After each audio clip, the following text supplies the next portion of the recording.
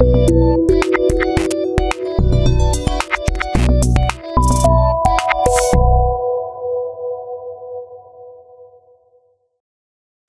UC People, balik lagi di podcastnya IKMMUC, Ikatan Alumni Magister Manajemen Universitas Ciputra. Balik lagi bersama kami berdua, saya Ardito Imawan, biasa dipanggil Dito, dari batch 9 selaku host kali ini bersama rekan saya. Oke, hai, saya Andriani dari batch 6. Oke, kali ini Kak Andriani kita tidak sendirian. Betul. Tapi kita mendatangkan salah satu tokoh yang penting di Ikatan Alumni MMUC. Jadi tokoh ini nih bendara. Jadi yang setiap hari kalau ada setiap kegiatan beliau ini ngumpulkan uang, mengeluarkan uang sama rekap uang. Betul. Jadi tak lama lagi kita sambut langsung Ibu Maya. Oke. Terima kasih Bu Maya atas waktu dan kesempatannya untuk bisa hadir di podcastnya IKMMUC. Jadi lihat Bu Maya yang begitu sibuk, jadi terima kasih kami berdua. Jadi untuk masuk ke segmen pertama ini Bu, biar kita lebih rileks, lebih nyaman gitu ya bersama Ibu cantik ini, gitu ya. Kalah dulu, nggak boleh dipanggil Bu nih. Maafin, gimana nih? Kalah dulu. Gimana? Kakak dong. Oh kakak, Kak Maya, Kak Dito, Kak Andriani. Iya dong. Nah, supaya lebih akrab ya. Oke Kak, silakan. Oke, kita lanjutin mungkin ya Kak Dito ya. Siap. Untuk masuk ke segmen yang pertama, yaitu kita akan main seru-seruan, kita akan main games bersama-sama. Wow, jadi nanti main games ya. ya. Mantap. Jadi nanti kita akan pakai namanya Lucky Wheel ya Kak ya. Nanti kita akan pilih kira-kira siapa sih yang pertama kali akan menjawab pertanyaan random gitu ya. Oke, mungkin bisa ditampilkan dulu untuk Lucky Wheel-nya. Oke, ini Lucky Wheel-nya ya. Yang nama dulu, yang nama ya. Nah, oke. Boleh dibantu klik kira-kira siapakah yang akan mendapatkan pertanyaan pertama. Jeng. Siapa nih? Semoga Kak Dito. Oh iya bener kan? Oh iya bener. Iya. Oke Kak Dito. Nah, oke. Kira-kira pertanyaannya kita pakai random wheel lagi ya, biar adil ya Kak ya. Oke. Seru nih. Silakan. Jangan tegang, jangan takut ya. Pertanyaannya apa? Terkait dengan MMUC. Oke. Pertanyaan nomor 10. Oke, pertanyaan nomor 10. Pertanyaannya adalah siapa sih alumni yang paling cantik atau cakep di batch-nya? Ya. Masih inget nggak nih? Kalau alumni yang paling cakep di batch itu kalau menurut saya ya saya sendiri. Mohon maaf teman-teman dari batch 9 ya. Jadi menurut aku sendiri yang paling cakep. Kalau yang paling cantik relatif lah. Cantik itu relatif. Jadi itu enggak berani. Ini jawaban paling aman ya. Jawaban paling aman itu jadi. Nanti dimarahin kalau sampai rumah ya. Di rumah kalau kita nyebutkan subjeknya. Enggak enak. Oke. Kita langsung masuk ke pertanyaan kedua. Nama dulu siapa kira-kira yang dapat. Ini enggak bisa dihapus tadi ya, enggak bisa ya. Namaku enggak bisa nanti. Kena lagi. Iya. Ini kalau sudah kena bisa kena lagi. Iya. 3 pertanyaan ya. 3 pertanyaan aja. Oke, Tuh kan? kayaknya Kak Dito lagi ya. Oke. Seru. Ayo. Oke. Kita break sendiri. Oke, pertanyaannya kira-kira pertanyaan nomor berapa Kak? Ini namanya senjata makan tuan. Iya, senjata makan tuan. Dikembalikan lagi kita di pertanyaan nomor 5. Nomor 5. Pertanyaan nomor 5. Pertanyaannya adalah kalau misalnya nih disuruh ngulang lagi kuliah MMUC-nya ya. Kira-kira matkul apa sih yang pengen diulang lagi dan siapa dosennya gitu misalkan? Kalau aku sih jujur kalau aku yang pengen diulang itu mata kuliah RBS ya. Jangan-jangan. Jadi RBS itu enak. Jadi kita bisa visit ke perusahaan-perusahaan punya teman-teman juga atau kita punya orang-orang yang di luar, jadi di situ kita bisa nambah wawasan dan juga bisa nambah sharing. Itulah keunggulan ketika kita kuliah di UC itu. Paling enak favorit menurut aku RBS, Real Business Solution ya nama ini ya. Oke. Kita tanya Bu Maya boleh nggak kalau suruh ngulang mau mata kuliah apa boleh nggak sih? Boleh dong. Boleh. Kalau Kak Maya gimana? Kalau Kak Maya apa? EP. Oh EP. Kenapa? Entrepreneurial Project ya. Iya betul, karena aku kan kebetulan di ini ya apa namanya bukan yang family business. Jadi dosennya kena Pak Erik dan Pak Thomas. Itu EP tuh benar-benar ngasih langkah-langkah apa yang mesti kita lakukan dalam doing business gitu, benar-benar dipandu. Itu menyenangkan sekali. Kalau bisa boleh ngulang, wah seneng banget ini, diulang terus nih. Ada cluenya ya teman-teman ya tadi ya UC People ya. Jadi ibunya ini bukan dari bisnis, kita belum perkenalan yang the realnya ya. Kira-kira siapa sih ibu ini gitu ya, tokoh yang paling penting ini. Oh kakak, jangan lupa. Nanti saya denda ya, maaf ini. Gitu. Oke, mungkin kita bisa lanjut ke pertanyaan ketiga. Lanjut ke pertanyaan ketiga. The last question, semoga bintang tamu ya yang menanya ya. Jeng jeng. Tuh kan. Pas Bu Maya. Pas, oke. Oke, bintang tamu Bu Maya. Seru banget Pas. sih. Oke deh. Oke, pertanyaannya. Pertanyaannya adalah jeng. Iya, pertanyaan nomor 6. Oke. Nomor 7. Nomor 6 ya tadi ya. Oke, nomor 6. Kira-kira pertanyaannya seperti ini, Kak. Nah, siapa sih dosen favorit dan yang paling asik selama di MMUC? Tadi sudah disebutin, Pak Thomas. Pak Thomas ya, Pak Thomas kayak Hatu nih. Iya, Pak Thomas kayak Hatu. Pak Tommy.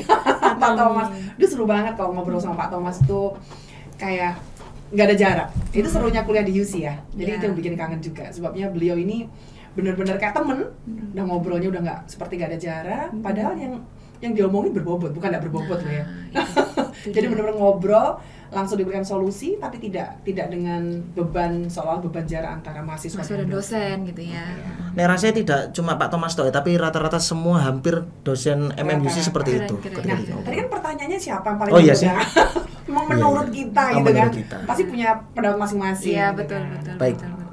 Tapi rata-rata mau begitu. Memang dosen di UC kan gitu ya, soalnya emang nggak ada jarak. Jadi paling asik menurut kita nih. Pak Thomas. Oke, kita sudah sampai di segmen penghujung dari segmen pertama UC People. Bentar lagi kita akan masuk ke segmen kedua. Oke, kali ini kita masuk ke segmen kedua untuk lebih dekat untuk mengetahui Kakak Maya itu seperti apa. Jadi teman-teman semua yang di rumah tolong disimak baik-baik. Jadi untuk yang pertama mungkin yang ingin kami tanyakan untuk mengenal Kakak Maya, ceritakan singkat riwayat pendidikan Kakak Maya. Jadi tadi itu mau tanya nama, terus sekarang berkarir di mana, sebagai apa. Monggo Kakak Maya. Baik, thank you. Perkenalkan nama saya Lutmila Mayasari. Nama bekennya Maya. Saya berprofesi sebagai seorang ibu dari 2 orang anak yang ganteng-ganteng. Wah, keren. Dan keren. Side jobnya adalah banker. Oh, nggak kebalik, Bu? Enggak dong, itu Kak. justru kerjaan utamanya kita ini adalah ibu rumah tangga. Oke, gitu. mantap. Sungguh mulia sekali. Ibu dari 2 orang anak, dan saya dengan bangga pasti menyebutkan itu. Oke. Side jobnya adalah seorang banker. Saya S1-nya adalah sarjana psikologi, kemudian lanjut di S2 Magister Manajemen di UC. Thank you. Oke, keren. Ternyata berarti S1-nya psikologi, lalu S2-nya malah di MMUC ya, Kak ya. Nah, kira-kira setelah lulus dari MMUC itu apa sih yang berubah, Kak? Mungkin dari yang sebelumnya, terus juga yang setelah lulus dari MMUC, terus juga awal profesinya setelah lulus tuh kayak gimana gitu.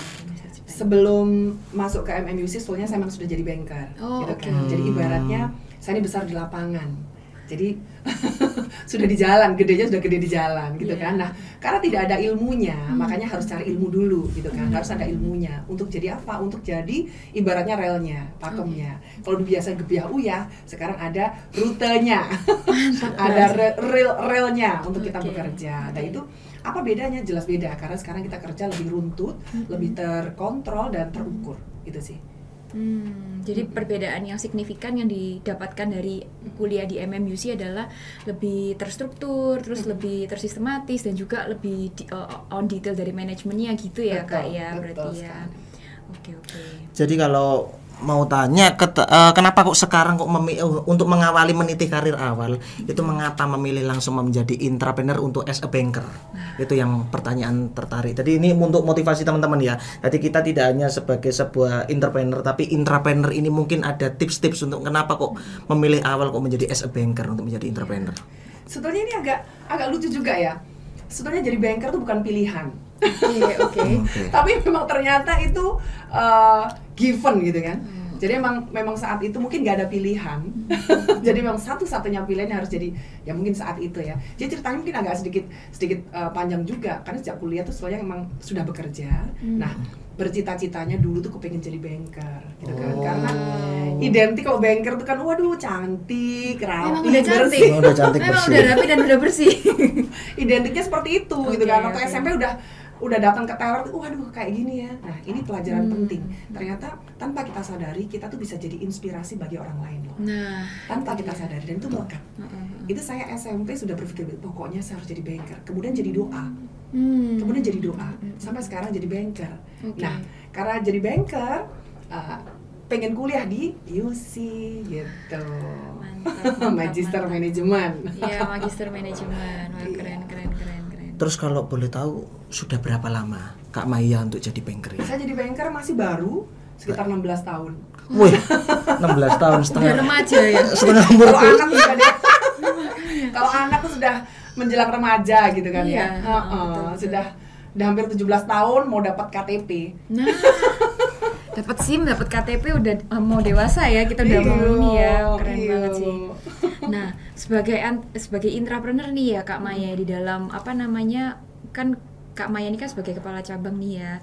Nah, kira-kira apa sih inovasinya Kakak ketika Kakak itu harus memaintain people di dalam perusahaan atau cabangnya Kakak tersebut gitu? Nah, ini menarik. Jadi kalau sebenarnya saya memang bekerja di Bank Mandiri sebagai kepala cabang di Surabaya Darmo Park. Jadi selain expand ya, enlarge untuk marketnya, kita juga yang paling penting sebelum kita bekerja yang paling penting adalah bonding. Bagaimana cara kita menghandle people-nya. Karena people itu adalah aset paling utama yang diperlukan sebuah perusahaan, gitu kan ya, people. Jadi itu adalah SDM dan asetnya perusahaan. Bagaimana caranya untuk untuk maintain people. Sebetulnya itu mudah, personal touch. Jadi sebetulnya itu kalau saya mau bilang, saya lebih senang bekerja dengan orang-orang yang mau bekerja dan ada apinya daripada dengan orang-orang yang pintar. Gitu. Karena orang-orang yang mau bekerja sudah pasti dia punya eager untuk bekerja. Dan mudah untuk diarahkan. Tapi kalau sudah merasa pintar, itu ibarat air, itu udah penuh dalam botolnya. Botolnya udah penuh mau tumpah gitu ya. Betul. Jadi dia tidak akan mau menerima ilmu lagi, apalagi arahan. Gitu. Jadi saya lebih senang dekat dulu dengan tim, gitu. Saya pindah-pindah cabang, yang saya lakukan bukan bagaimana caranya achieve target, tapi bagaimana caranya dekat dengan tim dulu. Karena kalau sudah dekat, kita bicara bisnis itu mudah. Gitu. Iya. Karena ada kedekatan dan juga ngobrolnya tuh nyambung, masuknya enak gitu. Betul. Ya Kak ya mungkin ya. Ikut aja masuk kalau anak-anak sekarang misalkan anak-anak wah zamannya TikTok ya udah ikut aja yang main TikTok gitu kan. Berarti ini ada akun joget TikToknya juga ya? Ada. Kalau kita banget ya nih anak kalau kita ikut follow Bu Maya itu kadang-kadang itu Kak Maya itu ada kadang-kadang statusnya sama-sama semua timnya. Itu untuk joget TikTok. Jadi bondingnya lebih kerasa. Itu salut Ibu. Tapi yang mau tak tanyakan kan semua orang kan nggak mau kadang-kadang kan nuruti apa mau kita. Kalau selaku kepala cabang itu apa yang biasa dilakukan oleh Kak Maya? Nggak harus diturutin. Kita harus tahu maunya nurutin seperti apa. Karena contoh kalau misalkan di cabang ya, karena saya mengelola sebuah cabang dengan portofolio sekitar 1,7 triliun. Nah itu keren. Ini sebetulnya untuk expand itu potensi di market kita tuh masih banyak. Cuman bagaimana cara menggerakkan tim. Tapi bukan maunya kita, tapi maunya teman-teman sendiri. Bagaimana caranya teman-teman itu punya mau yang sama dengan kita. Jadi jangan oh itu kan maunya Bu Maya, itu kan maunya Ibu. Enggak, ini maunya kita semuanya. Itulah fungsinya kita bonding dulu. Kita harus dekat satu dengan yang lain dulu supaya feel-nya dapat. Jadi yang punya goals itu bukan hanya saya, bukan kamu, tapi kita. There is no I in team. Itu penting banget. Jadi nggak ada saya dalam tim yang ada kita. Dengan visi utama yang jelas juga ya Bu ya, Kak ya. Jadi goals-nya tuh jelas gitu ya. Harus. gitu. Goalsnya Ketika jelas. ngejelasin tuh rasanya pengen manggil Bu karena sangat auranya tuh sangat Iya. gitu. Gitu Saya kan. juga speechless. Sampai nggak bisa komen Sampai ya. nggak bisa komen. Ini dua orang hebat-hebat ini selalu lebay kalau ketemu sama teman-teman ini, selalu merendah gitu. Aduh. Tadi sempat ada ini sih kakak sempat mention bahwa yang penting itu punya tim adalah tim yang eager to work gitu kan, eager to learn juga ya mungkin ya. Sama kayak di MMUC kita juga diajarin bahwa kalau misalkan mau jadi entrepreneur atau intrapreneur itu kita harus punya prinsip lifelong learning gitu ya Iya, kak ya. iya, Berarti ini bakalan relate ya kak. Jadi dalam artian kayak memang harus mau selalu belajar dan juga berusaha. Harus. Itu kuncinya ya kak ya. Memiliki tim yang seperti itu lebih baik ya kak berarti ya. Ya memang itu yang paling pilihan yang paling utamanya, yang paling ya. penting tuh itu. Oke, Gitu. siap. Kan ibarat udah ini gimana? nih, ini kaitannya dengan tim ya. Ini penting. Bagaimana cara bikin tim atau dekat dengan tim atau supaya mereka ini punya visi atau maunya sama kayak kita. Nah. Find something bigger than me. Itu penting. Me itu maksudnya saya sendiri, kita ya, kita sendiri gitu. Find something bigger. Itu akan membuat kita memiliki eager untuk bekerja. Pasti reasonnya berbeda-beda dong. Iya. Kalau saya reasonnya pasti untuk anak-anak di rumah, untuk keluarga, untuk orang tua saya. Itu eager saya loh. Gitu kan. Mungkin Mas Dito punya eager berbeda, mungkin Mbak Natsmi, Andriani Natsmi ini punya eager berbeda juga. Pasti semua orang tuh dan itu sifatnya personal. Nah itu find something bigger. Kalau misalkan kita kerja apa? Iya kerja untuk diri sendiri. Kerja untuk siapa ya? Untuk itu yang paling penting. Nah, iya. Find your goals. Iya. Pokoknya tujuan mulia, insya Allah nanti hasilnya juga mulia. Mantap. Amin. Mantap. Oke, mau next question mungkin. Nah, kalau misalkan kita lihat nih sebagai banker nih ya, Kak Maya, kira-kira what is the core value, dalam artian kira-kira nilai yang terpenting untuk menjadi seorang banker di profesinya kakak sekarang tuh seperti apa sih? Integrity. Wah, Nomor 1. IPE. Iya, betul. Betul. Jadi bukan hanya as a banker aja. Maaf ya, maaf sekali. Bukan merendahkan salah satu profesi ya. Okay. Contohnya saja ART, gitu ya. Oke. Itu tetap harus punya namanya integrity. Cuman kadarnya itu yang kita bisa ukur sendiri-sendiri masing-masing ya. Jangankan kita sebutkan, oh seorang ini misalkan profesional A, B, C, D, profesinya begini-begini. No. ART saja tetap harus punya namanya integrity. Kenapa? Kita titipkan anak kita titipkan keluarga kita titipkan harta kita, itu ART yang jaga loh. Bagaimana kalau misalkan dia ini nggak punya integritas dengan kapasitasnya ya? Nah, itu compare to aja loh. Apa kita nggak malu gitu loh? Betul. ART aja punya integritas yang tinggi gitu kan? Kita cari barang aja, coba Mbak Andriani coba cari. Barangku di mana ya Mbak? Nyari ini ya, di mana ya? Pasti mereka yang tahu loh. Iya, betul. Itu, jadi itu nomor 1. Itu sama, jadi apalagi banker yang mengelola duitnya orang banyak, nah itu pasti integritas nomor 1. Kalau kita nggak punya integritas, bagaimana kita bisa buat orang-orang tuh trust dengan kita gitu. Betul. Gitu sih. Makanya dari itu kan beliau kan sekarang untuk menjabat di bendara di IKMMUC dipercaya Betul. untuk mengelola kan Bu Bendung. Bu Bendung. Kak Maya sebagai Bu Bendung. Bendara umum. Ini bagian nagih-nagih teman-teman ya. Nah. Oke. Nah, kira-kira nih bagaimana caranya Kak Maya untuk enlarge the market? enlarge the market. Marketnya harus, caranya sebetulnya kita tuh punya portofolio ya. Ini jadi ngomongnya jadi internal ini ya. Nggak apa-apa, berbagi tips. Inspirasi. Insight. Ada yang namanya, kalau kita bicara ini kan ada yang namanya ekstensifikasi dan intensifikasi. Oke. Ya, kalau ekstensifikasi, bagaimana cara kita mencari market di luar sebanyak-banyaknya. Kalau intensifikasi, bagaimana cara kita mengembangkan potensi yang ada di dalam. Tadi kita punya database sekitar 16.700 ya. Nah itu kalau apa iya semuanya sudah kepegang? Enggak kan? Nah kemudian cari mainan, own game-nya apa? Dari database itu kita pasti punya namanya itu portofolio yang jadi backbone, ya kan? Beberapa itu pasti ada backbone-nya. Nah ini kita pilihin, dan ini tidak bisa dilakukan sendiri, harus dengan tim. Karena feel-nya supaya dapat dan memberikan apa? Untuk memberikan tanggung jawab kepada tim bahwa ini adalah tanggung jawab kita bersama, bukan hanya tanggung jawabnya kepala cabang saja, gitu kan? Nah itu baru kita pelajarin lagi. Tugasnya kepala cabang apa dong kalau gitu? Nata, nuntun, dan nagih. Oh. Kayak di DJ ya. Ayo kita semua nyanyi lagu yang sama. Nata dulu, ditata Nah, dulu. betul. Bagaimana caranya kita menata, gitu Yes. kan? Tatain dulu. Ini ya, parfumnya begini, begini, gitu ya. Kita sama-sama ya, tujuan kita ke sono, ke Jakarta. Naiknya sama-sama. Kamu jangan lihat Blitar kejauhan, kita bareng dong, gitu ke Jakartanya. Nata, dituntun. Yuk bareng yuk naik pesawat atau naik kereta nih kita maunya. Karena targetnya kita harus nyampe di sana jam 14 misalkan, atau jam 16 sore, gitu ya. Nah, supaya bareng kita naik apa? Nah itu. Kemudian setelah selesainya Nata nuntunnya baru kita tagih. Nyampe mana kamu? Iya, Sudah on time atau belum? Kontrol ya. Nah, tadi jangan langsung nagih. Pusing lah nggak ngerti caranya kan? Iya, Itu betul. tugas kita. Ya. Tapi itu tidak semua, tidak hanya untuk entrepreneur ya, tapi untuk diaplikasikan untuk teman-teman UC People ya. Nata, nuntun sama nagih itu juga bisa diaplikasikan oleh entrepreneur juga ya. Jadi itu bagus Ibu, Nata, nuntun nagih. Nanti tak ingat tak catatnya itu. Tapi saya tertarik ya, tadi bilang kenapa milih intrapreneur? Itu bukan pilihan loh. Nah. Mungkin kalau Mas Dito, Mbak Andriani, itu karena secara histori keluarganya mungkin udah dididik mental entrepreneur. Beda dengan zaman saya dulu, zaman saya kayak beda umur ya. Iya. Karena mami saya dulu bilang, Maafin Kak, kagak. Kan beda setahun, beda setahun. karena mami saya tadi bilangnya gini, Gimana? lo sekolah yang pinter ya supaya jadi pegawai. Nah itu terpatri, Oh. jadi hati-hati betul kalau ngasih tahu ke anak-anaknya. Hati-hati betul nih. Tapi tidak apa-apa, intrapreneur dan mental entrepreneur. Nah. Wah, itu kuncinya UC People ya. Ya, itu dia. Keren. Kita kuliah di MMUC itu kita mendapatkan itu ya, insight-nya ya. Oke. Nah, sebagai as a banker, Kak Maya, dari tadi ketika sudah membahas bagaimana enlarge the market, terus juga maximize the resources dan lain-lain gitu ya.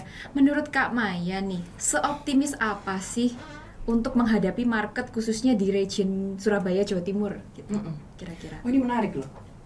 Seoptimis apa? Kalau misalkan compare tuh zaman pandemi ya, pandemi semuanya pasti terdampak. Tapi sudah tidak relate lagi kalau kita bahas yang namanya pandemi, gitu kan ya. Kalau bicaranya seoptimis apa? Sangat optimis. Oke. 2023. Karena apa? Marketnya tahun lalu saja Surabaya sudah tumbuh 17,7%.